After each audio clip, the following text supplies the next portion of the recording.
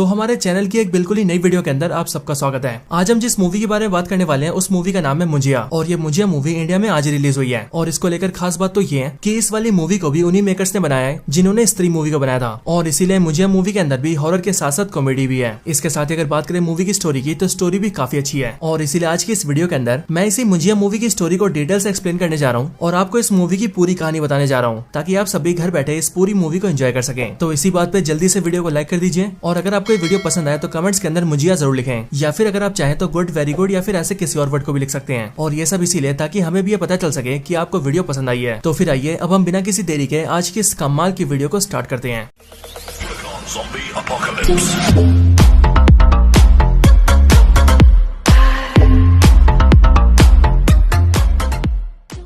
तो इस मूवी की स्टार्टिंग होती है कोनकान से, जो कोनकान महाराष्ट्र के अंदर है। और यहाँ पर जब कहानी शुरू होती है तब साल होता है 1952। महाराष्ट्र के कोनकान के गांव के अंदर हम ये देखते हैं कि वहाँ पर एक छोटा सा बच्चा होता है जिसका नाम गोटिया होता है और उसकी उम्र 10 से 12 साल होती है। और गोटिया इस गाँव में अपनी माँ और अपनी छोटी बहन के साथ रहता था और गोटिया की बहन उससे 1-2 साल छोटी होती है। यहीं पर गोटिया जिस घर में रहता था उसके बगल वाले घर में कुछ और लोग रहते थे और यहीं पर एक लड़की रहती थी जिसका नाम था मुन्नी और गोटिया मुन्नी से प्यार करता था। लेकिन फर्क ये था कि जहाँ गोटिया की उम्र 10 से 12 साल थी वहीं पर मुन्नी उससे 7 साल बड़ी थी और इसीलिए मुन्नी की उम्र 18-19 साल थी। लेकिन गोटिया तब भी मुन्नी से प्यार करता था और वो ये चाहता था कि उसकी शादी मुन्नी से हो जाए। लेकिन मुन्नी के घर वाले उसकी शादी फिक्स कर देते हैं। लेकिन जिससे मुन्नी की शादी फिक्स होती है वो जिस दिन मुन्नी से शादी करने आता है उसी दिन गोटिया उस दुल्हन के खाने में चूहे मारने का जहर डाल देता है। हालांकि उस खाने से दूल्हा बच तो जाता है लेकिन इस बारे में बाकी सबको पता चल जाता है। और जैसी गोटिया की माँ इस बात को जानती है वैसी वो गोटिया को पकड़ के अपने घर में लाती है और गोटिया को मारने के लिए एक बड़ा सा चाबुक निकालती है और उस चाबुक से गोटिया को बहुत मारती है। और यहाँ पर हम ये भी देखते हैं कि वैसे तो गोटिया किसी से नहीं डरता है लेकिन उसे अपनी माँ के चाबुक से बहुत डर लगता है। हालांकि उसी दिन मुन्नी की शादी हो जाती है और वहीं पर जो गोटिया की माँ होती है वो उसी दिन गोटिया का मुंडन भी करवा देती है। और वैसे तो जैसी मुन्नी की शादी होती है वैसी वो अपने दूल्हे के साथ चली जाती है। लेकिन हम ये देखते हैं कि गोटिया अभी मुन्नी को याद करता है और वो अभी भी ये सोचता है कि वो किसी तरह से मुन्नी से शादी कर ले। अब इसके लिए गोटिया ये फैसला करता है कि वो मुन्नी को हासिल करने के लिए काला जादू करेगा और काला जादू करके वो मुन्नी पर वशीकरण करेगा जिसके पास मुन्नी उसके पास आ जाएगी और फिर वो और मुन्नी दोनों शादी कर लेंगे। और वैसे भी यहाँ तक गोटिया के बारे में जानने के बाद ही आप सभी समझ ही होंगे कि गोटिया कोई आम बच्चा नहीं था बल्कि वो बेसिकली एक साइको बच्चा था जिसके मन में मुन्नी को पाने का ऑब्सेशन था।